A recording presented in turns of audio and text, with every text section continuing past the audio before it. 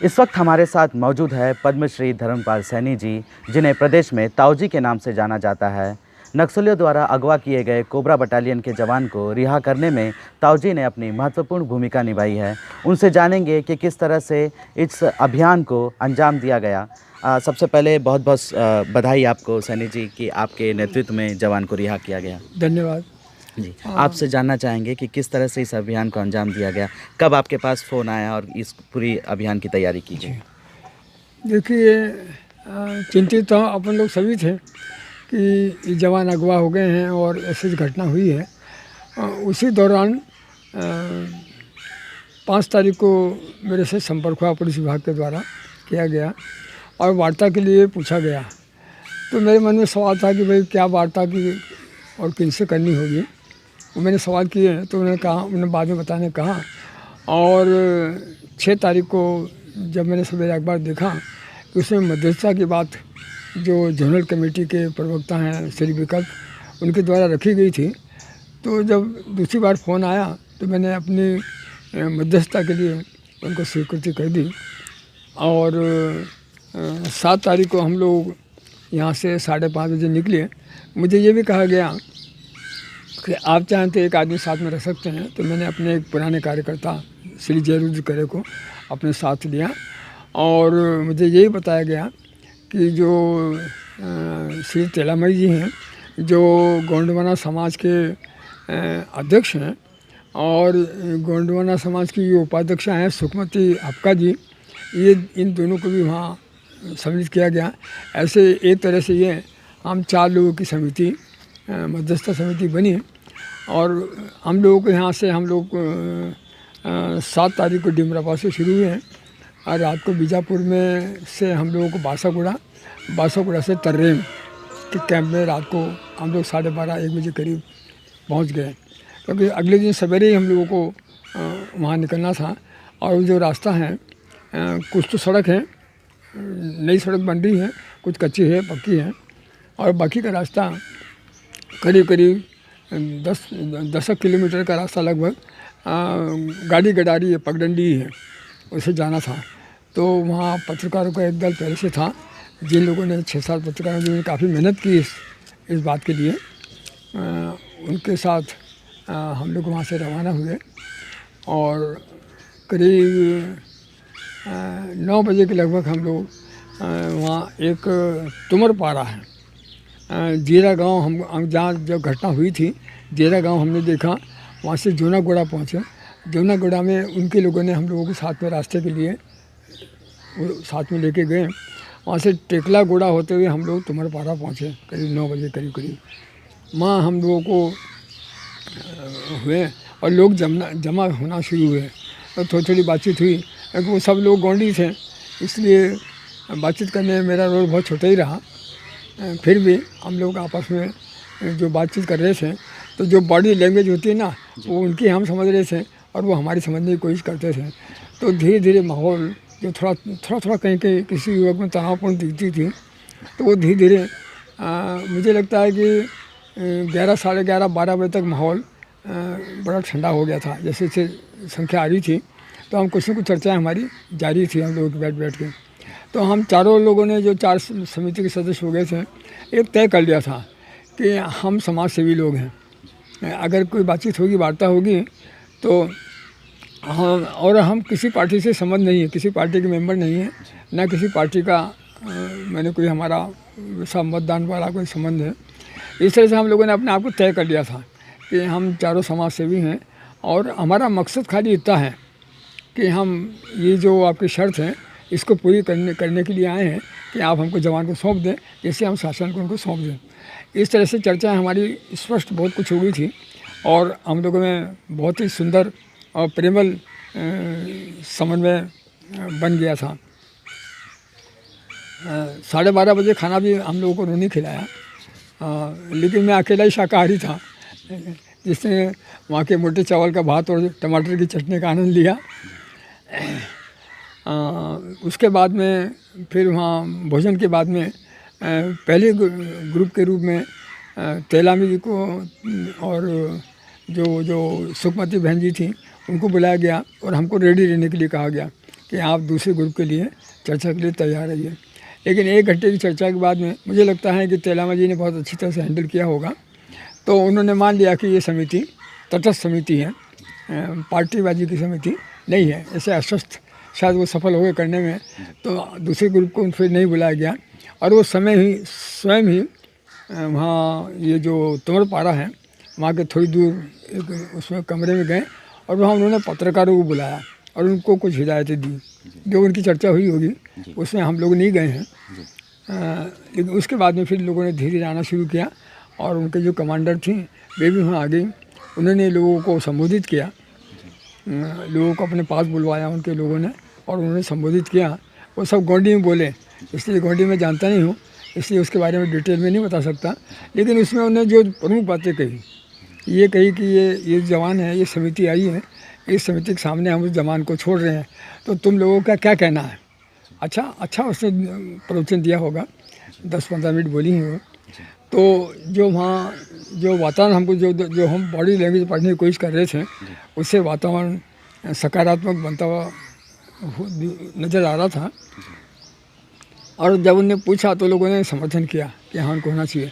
कुछ 2-4 स्वर ऐसे भी थे कि उसके बीच में एक शिकायत का लंबा दौर चला, जैसे मारपीट जिन लोगों के साथ में हुई थी उन लोगों ने अपने दुखी बातों को रखा, कैसे मारपीट हुई वगैरह वगैरह। तो वो भी अच्छा तो नहीं लग रहा था, क्योंकि कुछ शिकायतें ऐसी थी कि जो वाजिब जैसी लगी।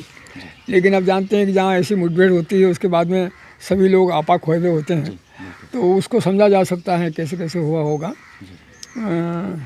लेकिन उसके बाद में जब जवान को लाया गया तो वो क्षण हम लोगों के लिए भी थोड़ा वेदनादायक था। जब हमने जवान को बंधनों में खोते देखा तो हम लोगों को भाई इतना समझ लीजिए कि हम लोगों ने किस तरह से अपनी भावनाओं पर काबू रखा है। पर उन्हें बहुत ही शांत और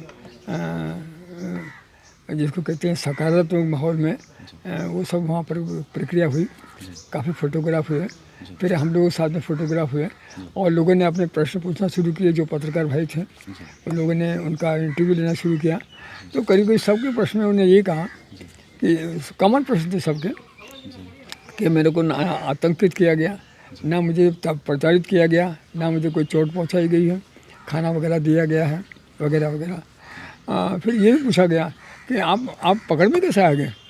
तो उन्हें कहा कि जब एनकाउंटर हो रहा था तब मैं बेहोश हो गया था और जब मेरा होश खुला तब तक सब खत्म हो चुका था, मैं अकेला आ रहा था तो मुझे अगवा किया गया। कुछ आपसे भी चर्चा हुई नक्सलियों की, आपके बारे में जानने की कोशिश की? हाँ, उन्होंने जो वही कॉमन सवाल जो उनसे वहाँ अकेले में किए थे वही जो मेरे पास आके बैठते रहे, बातचीत करते रहे धीरे धीरे कि आप क्या करते हैं। फिर वहाँ उन्होंने कहीं 2-3 बार ये भी कहा था कि इनको पद्मश्री मिला है, तो वो भी एक भाई ने पूछा कि कब मिला वगैरह वगैरह और क्या कर रहे हैं। तो मैंने सब बताया कि हम बालिकाओं की शिक्षा करते हैं और तो आपको समाज सेवा कैसे मिला, आप शिक्षा में काम करते हैं। मैंने कहा मैं शिक्षा के द्वारा आर्थिक, सामाजिक, सांस्कृतिक ये सब कार्यों को अंजाम देता हूँ, खाली किताबों की शिक्षा नहीं देता हूँ। तो शायद उनको लगा होगा ये समाज सेवा काम कर रहे हैं शिक्षा के द्वारा, तो मुझे समाज सेवा का ये मिला। फिर ये भी कहा गया कि भाई इनका फ़ोटो हमको मिलना चाहिए। जो शर्तें जो उनकी मांग थी इनमें शर्त के रूप में नहीं रखा था, कुछ भी अपनी मांग के रूप में रखा था। फिर जब उनका हिंदी मेरे को सुनाया गया तो इसमें ये भी आया कि जैसे आप हमारे ऊपर आग्रह करते हैं कि आप इनको मुक्त करिए, ऐसे इस बारे में क्यों नहीं सोचा जाता है कि जो निर्दोष लोग हैं उनको भी रिहा किया जाए। ये ऐसे उनकी ये चर्चाएँ वहाँ आती रही। फिर जब फोटोग्राफी हो रही थी तो जयरुद्र भाई की और मेरी उनके परिवार से विस्तृत चर्चा हो चुकी थी। तो जयरुद्र भाई को मैं बता चुका था, तो हम दोनों ने उनको अपने घर की स्थिति से अवगत छोटे छोटे टिप्स दे करके जब फोटोग्राफी के बीच में उन्हें करा दिया, जिससे थोड़ा उन्होंने स्वस्थ महसूस किया। फिर उनका आग्रह रहा कि नहीं चले हम।